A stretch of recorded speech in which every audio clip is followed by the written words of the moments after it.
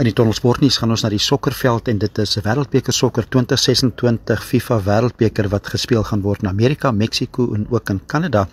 En daar was 'n groot ongelukkigheid oor dierkaartjies vir al die wedstryde, selfs die groepfase wedstryde, maar FIFA het nou bekend gemaak dat hulle 'n klein volume teen $60 beskikbaar stel vir al die 104 wedstryde van die 2026 Wêreldbeker. Dit is ten minste is daar nou goedkoper kaartjies, maar is nog steeds 'n baie klein volume. Dit is maar byvoorbeeld 10% van die allocasie van elke voetbalvereniging.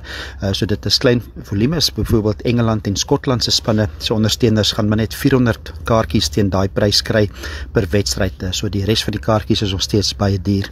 Suid-Afrika se ondersteuners wat ook sukkel om kaartjies te kry of wat ook gereed staan om kaartjies te koop vir die openingswedstryd. Dit is Bafana by die openingswedstryd in Mexico City speel teen Mexico en dit is die eerste wedstryd op 11 Junie in 2026. So dis lekker vooruitsig, maar daardie kaartjies ongelukkig ook duur veral met die wisselkoers. Maar dit is 'n sportnuus vir in die tonnel.